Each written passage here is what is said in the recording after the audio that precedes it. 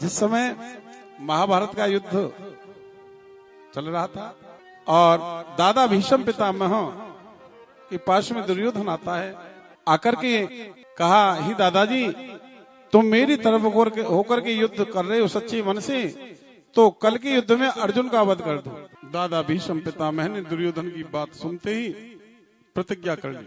बोले ठीक, कल के युद्ध में मैं अर्जुन का वध कर दूंगा, अर्जुन का वध न कर सका तो मैं मर जाऊंगा, ये प्रतिज्ञा की थी। और महात्मा भीष्म के अंदर वो शक्ति थी, वो अर्जुन का वध कर सकते थे। पर भगवान कृष्ण ने लीला की, सोचा भगवान ने, आहा मेरे होते हुए अर्जुन की मृत्यु हो गई तो फिर ठीक नहीं रहेगा। भगवान श्री गोविंद अर्जुन के पास में गए, अर्जुन चद्दर ओढ़ करके सो रहे हैं बिना चिंता के, गहरी नींद ले रहे हैं 436 में। अब भगवान श्री कृष्ण आए, चादर पकड़ी, झटका लगाया, अर्जुन तुम सो रहे हो? अर्जुन जाग गए, देखा सामने गोविंद खड़े हैं, कृष्ण खड़े हैं। कृष्ण छवि को निहारा, कहा गोविंद कैसे पधारे? बोले तुमको कुछ और भी मालूम है? बोले क्या? बोले दादा भीष्म पितामह ने प्रतिज्ञा की है, कल के युद्ध में वो तुम्हारा वध कर देंगे, तुम्हारी मृत्यु हो जाएगी। अर्जुन बोले हाँ सुना तो मैंने भी था न्यूज में,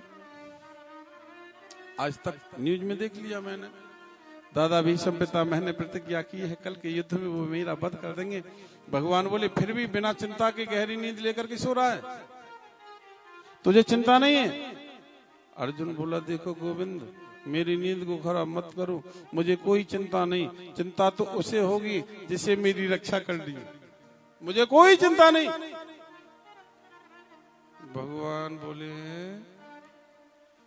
रक्षा भी मैं करूं और चिंता भी मैं करूं, यह तो ओवर टाइम लगाना पड़ेगा। बोलो जय श्री कृष्ण।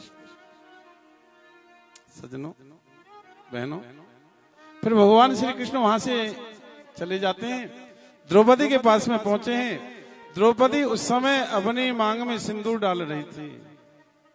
भगवान ने कहा बहन कल के युद्ध में ये तेरा सिंदूर आकाश मार्ग में उड़ जाएगा। द्रौपदी बोली कृष्ण आजकल मैं कम सुनती हूं, दोबारा बताओ। भगवान बोले बहन कल के युद्ध में तुम विधवा हो जाओगी, विधवा होने का नाम सुना। द्रौपदी को, भाई एक नारी को विधवा होने से ज्यादा और क्या दुख हो सकता है? दुख हुआ, कष्ट हुआ, दुख के साथ साथ क्रोध भी आ गया और बड़े क्रोध में आकर के कृष्ण से कहा कृष्ण खबरदार, जो तुमने मुझसे विधवा होने के लिए कहा तो। अरे कृष्ण, किसी बहन का तेरा जैसा भाई हो और तेरे जैसे भाई के होते हुए वह बहन विधवा हो जाए तो फिर तेरे जैसे भाई का तो जीना धिक्कार है ना। भगवान मौन हो गए, जवाब नहीं निकला। फिर कहा बहन कल के युद्ध में तुम विधवा तो होगी पर एक उपाय कर लो, शायद आप सौभाग्यवती ही रहो। क्या भैया? बोले आज अर्धरात्रि के समय दादा भीष्म पितामह के पास में दुर्योधन की पत्नी जिसका नाम है भानुमति, वह महात्मा भीष्म के चरणों में प्रणाम करने के लिए आएगी और महात्मा भीष्म उसे सौभाग्यवती होने का आशीर्वाद देंगे। पर उससे पहले तू मेरे साथ चल और महात्मा भीष्म के चरणों में प्रणाम कर ले। महात्मा भीष्म तुझे सौभाग्यवती होने का आशीर्वाद दे देंगे, तेरी रक्षा, तेरी मांगी सिंदूर की रक्षा जरूर होगी। एक संत, एक ब्राह्मण, एक आचार्य किसी महिला को कहते सौभाग्यवती भवा, उसकी सुहाग को कोई खतरा नहीं होता। जबकि तो भाई वो महात्मा भीष्म कोई साधारण महात्मा नहीं है। द्रौपदी बोली ठीक है भैया, आगे आगे कृष्ण, पीछे पीछे द्रौपदी चल रही है। द्रौपदी की चरण पादुकाएं खटखट की आवाज करती हैं। वह उतरवा ली, गोविंद ने अपने पीताम्बर में बांध ली, चले गए। दादा भीष्म पितामह के पास में द्रौपदी को भेज दिया, कहा जाओ बहन द्रौपदी जाकर के प्रणाम कर लो, मैं तब तक इस द्वार पर खड़ा हूं। भगवान द्वारी पर खड़े हो गए और द्रौपदी जाती है प्रणाम करने के लिए। देखो बहनों, भैया, सज्जनों, आशीर्वाद कभी दिया नहीं जाता है, आशीर्वाद लिया जाता है। आशीर्वाद लेने की तुम्हारे अंदर पात्रता होनी चाहिए। आशीर्वाद लेना सीखो। आशीर्वाद कभी दिया नहीं जाता है, आशीर्वाद लेने के अधिकारी आप होने चाहिए, खूब मिलेगा आशीर्वाद। अब एक संत ने बड़ा सुंदर वर्णन किया है, खुद तो बाहर ही खड़े रहे। खुद कौन? हाँ, टेढ़ी टांग वाले कनुआ जी।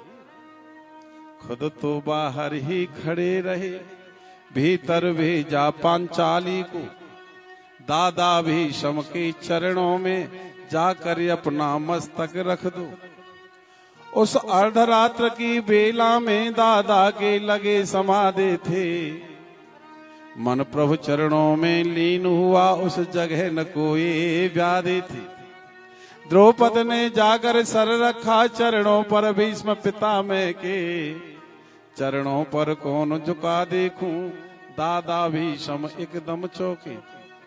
देखा एक सधवा नारी है, चरणों पर शीश झुकाती है, उसके तन की रंगत साड़ी सधवापन को दर्शाती है। आशीर्वाद मुख से निकला, सौभाग्यवती भवतु बेटी। निकल गया, आशीर्वाद दे दिया। आशीर्वाद मुख से निकला, सौभाग्यवती भवतु बेटी। तेरे हाथों की मेहंदी का रंग कभी नहीं छूटे बेटी। सौभाग्य तुम्हारा अटल रहे, सिंदूर से मांग न खाली हो। वर देता हूं तुमको बेटी, तुम वीर कुमारों वाली हो।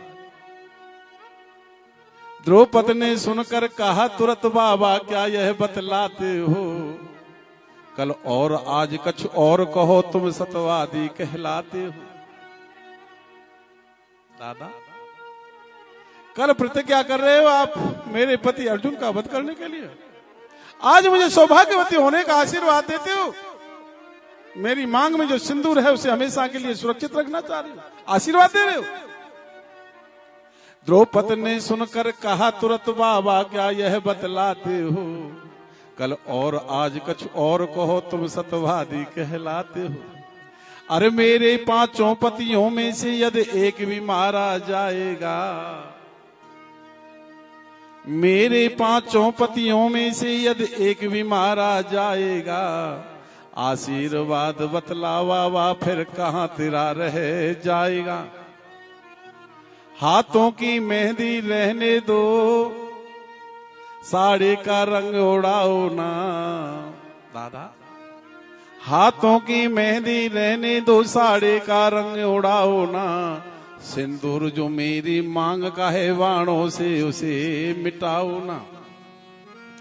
अब आया होश पितामह को, हाथों से माला छूट गई। अब आया होश पितामह को, हाथों से माला छूट गई। प्रभु चरणों में जो लगी हुई चित चोर समाधि छूट गई। बोले बेटी इन प्रश्नों का उत्तर पीछे दे पाऊंगा, तेरी सुहाग का निर्णय भी मैं पीछे ही कर पाऊंगा। क्यों? एक बात खटकती है मन में, हैरान हूं जिसने कर डाला। बतला बेटी वे कहां छुपा तुझको या तक लाने वाला। बेटी बता, तुझे यहां तक लेकर के कौन आया है? द्रौपदी बोली, दादाजी मैं तो अकेली आई हूँ। दादा भीष्म पितामह बोले, ना बेटी अकेली ना आई। बोले और? बोले मुझे मालूम है कौन लेकर के आया है। दादा तुम्हें मालूम है तो फिर मुझे से क्यों पूछ रहे हो? बता दो ना। दादा भीष्म की आंखें नम हो गई, बोले बेटी, बेटी तुमने मेरे कुल को इतना पवित्र कर डाला है, बेटी तुमने मेरे कुल को इतना पवित्र कर डाला है, पहरा देता होगा तेरा जो विश्व रचाने वाला है। उठ कर देखा जो बाबा ने ड्योढ़ी का दृश्य निराला था। भगवान तो सर्वज्ञ हैं, भगवान समझ गए, बोले भेद खुल गया, लीला दूषी करेंगे, पिक्चर बदलेंगे, ओ माय गॉड छोड़ो। उठ कर देखा जो बाबा ने ड्योढ़ी का दृश्य निराला था, और पीताम्बर का घूंघट डाले वह खड़ा बांसुरी। और ठाकुर जी ने क्या किया भैया, अपना जो पीताम्बर था वो खोल लिया, घूंघट डाल लिया, ऐसे लग रहे हैं बिल्कुल जैसे ब्रज की छोरी, ब्रज की गोरी गोपी। उठ कर देखा जो बाबा ने ड्योढ़ी का दृश्य निराला था, पीताम्बर का घूंघट डाले वह खड़ा बांसुरी वाला था। अरे बोले बाबा मेरे स्वामी, हाथ पकड़ लिया महात्मा जी ने, किसका, गोविंद का, जो घूंघट डाले हुए। बोले बाबा मेरे स्वामी, यह कैसा खेल रचाया है, भक्तों की रक्षा करने को दासी का वेश बनाया है। चरणों पर गिरे पितामह। अब दादाजी कहते हैं गोविंद गोविंद गोविंद, बोले ए बाबा मैं गोविंद ना हूं। बोले और, बोले तुम्हें मैं घूंघट नहीं दिख रहा, दिन दिहाड़ी फूट गई तुम्हारी। अरे मेरे घूंघट देख लो, मैं नारी हूं। अरे गोविंद नारी ना हो। बोले ना, मैं तो द्रौपदी की दासी हूं, कोई चप्पलों की चोरी न कर ले जाए। और तुमको विश्वास नहीं होता है तो देख लो, चरणों पर गिरे पितामह, अब और लगे प्रेम से रोने में। महात्मा भी सब रोने। चरणों पर गिरे पितामह, अब और लगे प्रेम से रोने में।